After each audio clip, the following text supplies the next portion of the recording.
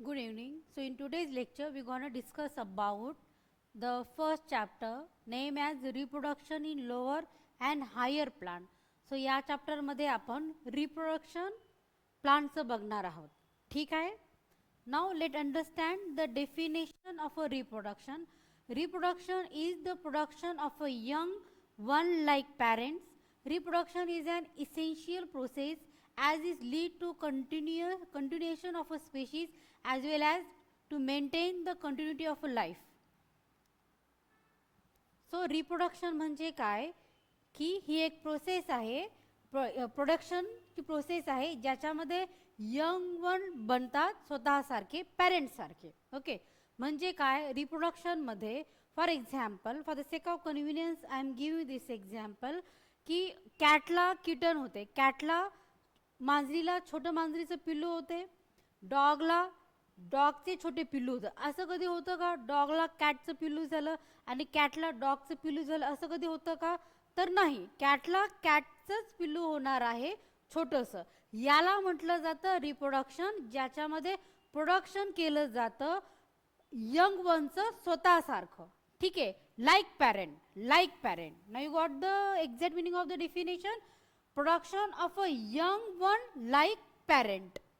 Okay, and now what is the purpose or motive of this reproduction? याचा रिप्रोडक्शनचा उद्देश काय आहे? ठीक आहे, तर हे कशासाठी हवे की स्पेसीसच्या कंटिन्युएशनसाठी हवे. फॉर एक्झाम्पल एक जंगल आहे, या जंगलमध्ये 1000 ऑफ टायगर आणि टायग्रेस आहे. ठीक आहे, खूप सगळे वाघ आणि वाघीण याच्यामध्ये या जंगलमध्ये आहे, खूप सगळे आहे. पण आता बिकॉज ऑफ सर्टन रिझन यांच्यामध्ये रिप्रोडक्शन होत नाही आहे. आता हे 1000 ऑफ टायगर तिथे प्रेझेंट आहे, तरी पण आफ्टर कपल ऑफ इयर काही वर्षानंतर या जंगलमध्ये एक तरी टायगर राहील का? नाही. का राहणार नाही? कारण त्यांना पिल्लच झालेले नाही, त्यांचं रिप्रोडक्शनच झालं नाही. म्हणजे हे जे वाघ आहे कम्प्लिटली व्हॅनिश होऊन जाणार आहे. बरोबर की नाही? आणि ते आणि मग आता जितके पण लिव्हिंग थिंग प्रेझेंट आहे ते कशामुळे प्रेझेंट आहे? Because of the reproduction. So यासाठी रिप्रोडक्शन गरजेचं आहे, इसेन्शियल आहे to continuation of the species. Okay, so we completed this point, the definition and the motive of the reproduction. Now there are two types of reproduction, asexual reproduction and sexual reproduction. रिप्रोडक्शनचे दोन type आहे, एक आहे असेक्च्युअल reproduction आणि दुसरे आहे sexual reproduction. As we are talking about the plant, आपण प्लांटशी regarding बोलत आहोत, तर असे प्लांट जे लोअर लेवलचे आहे त्यांच्यामध्ये असेक्च्युअल रिप्रोडक्शन होतं आणि जे हायर प्लांट आहे त्यांच्यामध्ये मात्र सेक्च्युअल रिप्रोडक्शन होतं. ठीक आहे, now let understand what is the sexual and asexual reproduction. Reproduction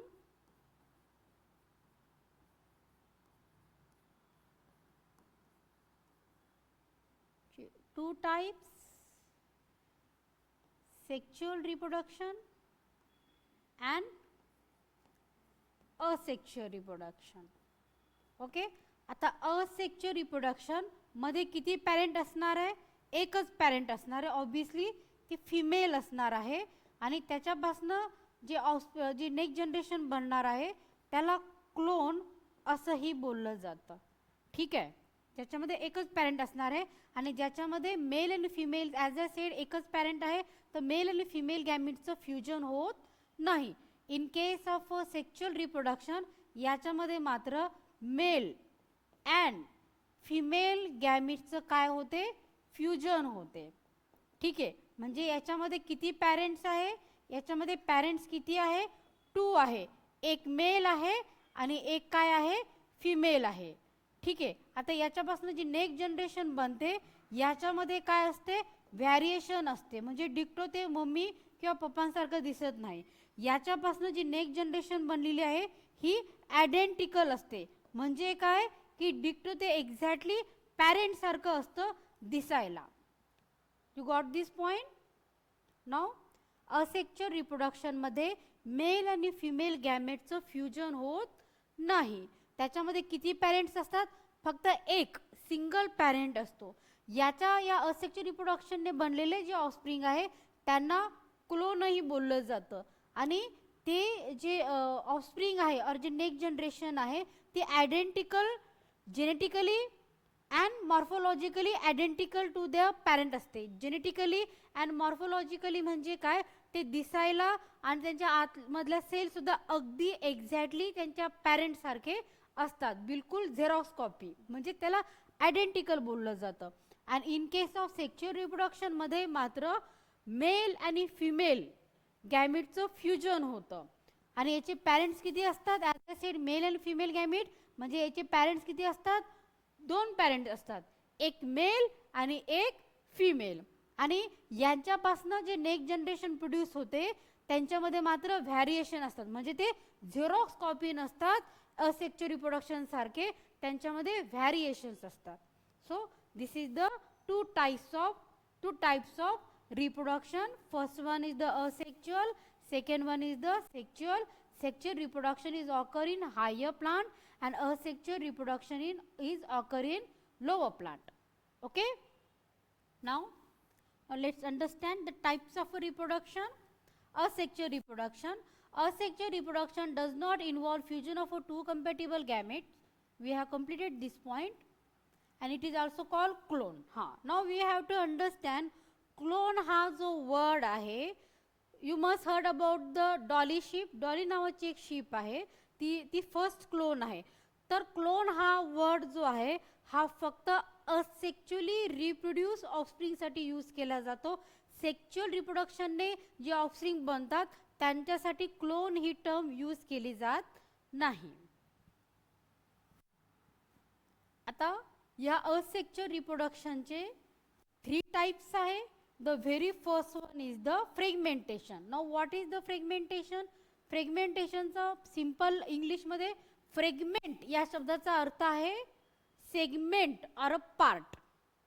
okay, म्हणजे फॉर एक्झाम्पल हा पेन आहे, पेनचा हा वाला एक पार्ट आहे, हा वाला पार्ट आहे, तर यालाच हायर इंग्लिश मध्ये फ्रेगमेंट बोललं जातं. ठीक आहे. So this is the fragmentation. This kind of a, इथे लिहून घ्या वाटल्यास तुम्ही अंडरलाइन करून, फ्रेगमेंटचा अर्थ आहे सेगमेंट और the part. Okay, so this kind of asexual reproduction is occur in the spirogyra. Now let understand this concept. Now this is an spirogyra. The spirogyra do have a structure like a flat ribbon and these are the nucleus of this spirogyra. ठीक आहे, हा spirogyra आहे ज्याचं जे structure आहे हे flat ribbon सारखं असतं. ठीक आहे, हा जो spiro and these are the nucleus, म्हणजे हे मल्टी न्यूक्लिएटेड आहे. ठीक आहे, आता हा जो स्पायरोगायरा आहे हे काय होणार आहे, हा तुटणार आहे. काय होणार आहे, याचा हा ब्रेकडाऊन होणार आहे. काय झाला, कट झाला. आणि याचे किती पार्ट बनले, हा वाला एक पार्ट बनला, मीन्स हा, आणि हा वाला पार्ट बनला. म्हणजे याचे काय झाले, फ्रेगमेंटेशन झाले, फ्रेगमेंट झाले. किती फ्रेगमेंट पडले याचे, 2 फ्रेगमेंट, म्हणजे 2 पार्ट झाले. करेक्ट. आता हे जे 2 पार्ट आहे हा आता ग्रो होणार आहे इंडिव्हिज्युअली. ठीक आहे, and this one is also grow individually like a parent one. This is called fragmentation. कळालं, जे कोणामध्ये घडून येतं, spirogyra. I will make it more simple. For example हा स्पायरोगायरा आहे, राईट. किती स्पायरोगायरा आहे, एक स्पायरोगायरा आहे. हा फॉर एक्झाम्पल 10 सेंटीमीटर आहे, तर इथून हा काय झाला, तुटला, ब्रेकडाऊन झाला. आता किती पार्ट झाले याचे, 2 पार्ट झाले. पार्टलाच काय म्हटलं जातं, फ्रेगमेंट, म्हणजे 2 पार्टमध्ये हे याचे फ्रेगमेंट झाले. आता हा वाला जो पार्ट आहे स्पायरोगायराचा हा ग्रो होणार आहे आणि हा खालचा वाला पार्ट पण ग्रो होणार आहे पहिल्या स्पायरोगायरा सारखा. यालाच बोललं जातं fragmentation. Plain and simple. Okay, now second one is the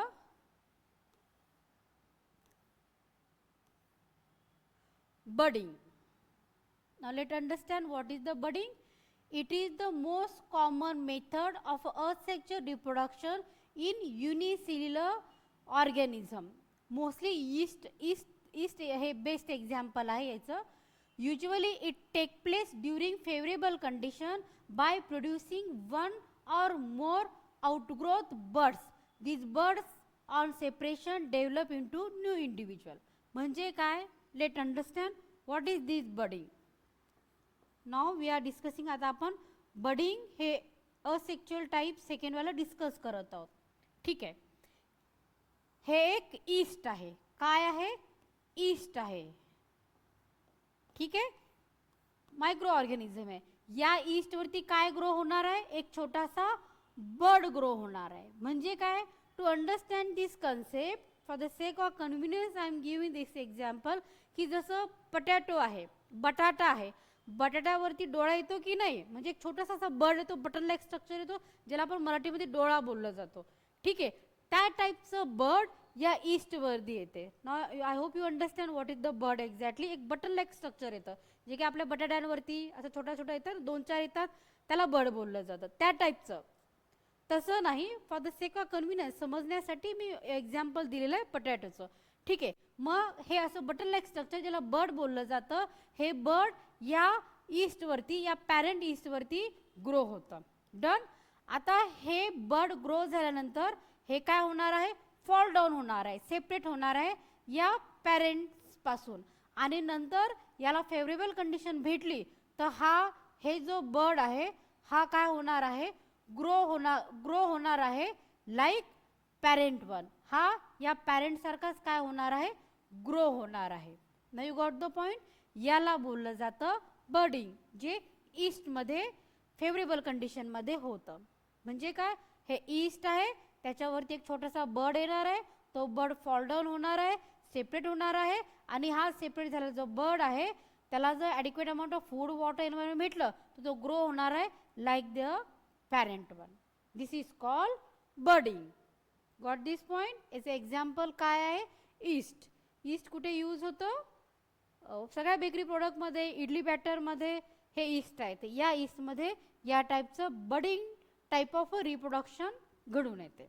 now the next one. Next one is the spore formation. Flagellated. हे flagellated Chlamydomonas asexual reproduction occur by flagellated motile zoospore which can grow independently into new individual. आता underline करा या वर्डला फ्लॅजिलेटेड, आणि खाली लिहा फ्लॅजिलेटेड म्हणजे एक tail like structure आहे. अंडरलाईन करून लिहा टेल लाईक स्ट्रक्चर. आणि मोटाईल म्हणजे काय? मुव्हेबल, जे मूव्ह होऊ शकतं, हलू शकतं. ठीक आहे. स्पोर फॉर्मेशन हा एक मायक्रो ऑर्गॅनिझम मध्ये होतं. तर याच्यामध्ये एक्झॅक्टली काय होतं की हे झूस्पोरेंजियम आहे, म्हणजे ही एक पॅरेंट सेल आहे ज्याला बोललं जातं झूस्पोरेंजियम. झूस्पोरेंजियम. ठीक आहे. हे काय आहे? पॅरेंट सेल आहे. आता या पॅरेंट सेलच्या आतमध्ये खूप सगळे टायनी स्पोर फॉर्म होतात. काय फॉर्म होतात? स्पोर फॉर्म होतात. या स्पोरला बोललं जातं झूस्पोर. ठीक आहे. आता हे पॅरेंट आहे, पॅरेंटच्या आतमध्ये काय फॉर्म झालेलं आहे? स्पोर, ज्याला काय बोललं जातं? झूस्पोर. आणि after certain period of time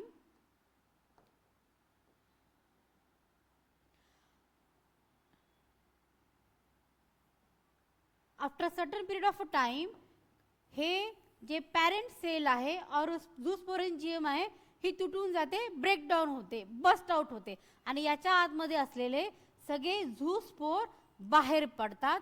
आणि हे बाहेर पडलेले जे झूस्पोर आहे हे नंतर या स्पोरेंजियम सारखे म्हणजे पॅरेंट सारखे ग्रो होतात. Okay. Now you got the point. हे म्युकर मध्ये पण होतं. अजून मी एक सिंपल एक्झाम्पल देते. हे म्युकर मध्ये पण होतं या टाईपचं. सी, हे झूस्पोरेंजियम आहे, याच्यामध्ये हे छोटे छोटे स्पोर फॉर्म होणार आहे, आणि ते नंतर काय होणार आहे? एका पॉइंटला ब्रेक होणार आहे एका साईडला. ठीक आहे. ब्रेक झाले, आणि इथून ब्रेक झाल्यानंतर हे सगळे स्पोर काय होणार आहे? बाहेर पडणार आहे, आणि ह्या एका एका स्पोर पासनं हे असं म्युकर फॉर्म होणार आहे. Got this point. कळालं हा वाला point?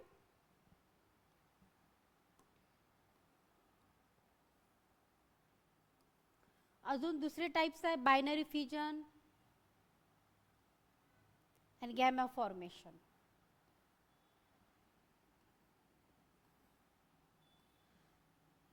Now next type of a reproduction, it is a vegetative reproduction.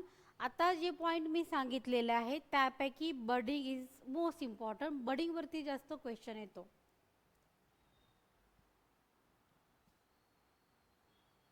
Okay, now let understand the vegetative reproduction means what.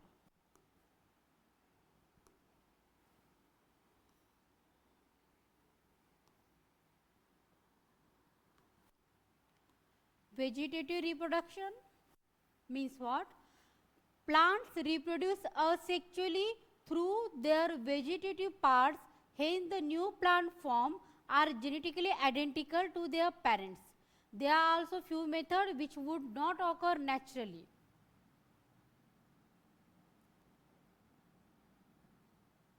Vegetative reproduction म्हणजे काय? प्लांट बॉडीच्या पार्ट पासनं नवीन प्लांट ग्रो होणे याला व्हेजिटेटिव्ह रिप्रोडक्शन बोललं जातं. म्हणजे याच्यामध्ये सीडलिंग केली जात नाही, सीडची पेरणी, बीची पेरणी केली जात नाही, तर झाडाच्या एखाद्या फांदीपासून, झाडाच्या बडपासून हे रिप्रोडक्शन होतं. ठीक आहे. Now first type of this kind of a reproduction is cutting. The small piece of any vegetative part of a plant having one or more buds is used for propagation. Plain and simple आहे. तर vegetative reproduction चं पहिलं वालं, see this is an plant. हे एक plant आहे. ठीक आहे. हे त्याच्या खूप सगळ्या ब्रांचेस आहे. For example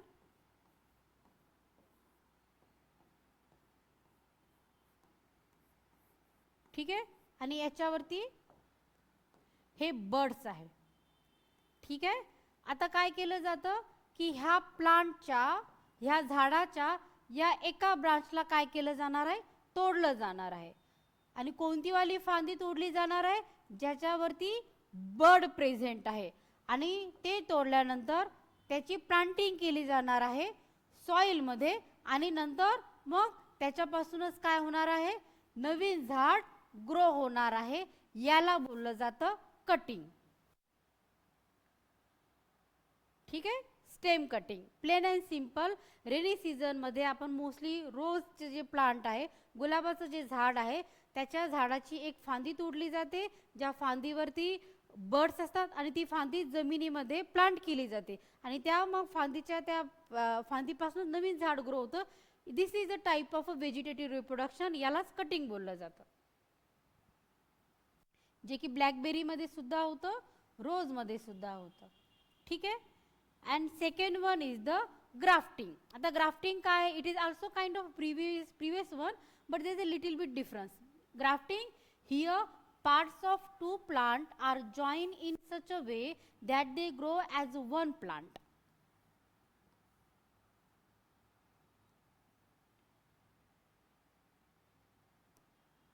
See, now this one is kind of interesting. Now we have two plants.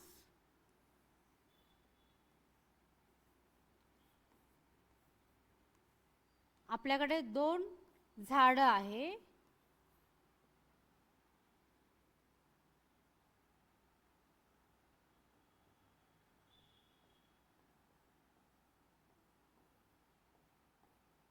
ठीक आहे. नाव या झाडांच्या फ्लावरचा कलर, फॉर एक्झाम्पल रोजचं झाड आहे, व्हाईट आहे, आणि या रोजच्या फ्लावरचा कलर फॉर एक्झाम्पल रेड आहे. But both of them are rose. Okay, remember this thing. हे दोघी एकाच स्पीसीजची आहे. या गुलाबाच्या झाडाला रेड कलरचे गुलाब येतात, या गुलाबाच्या झाडाला मात्र व्हाईट कलरचे गुलाब येतात. Right, done with it. समजलं. आता काय केलं जातं,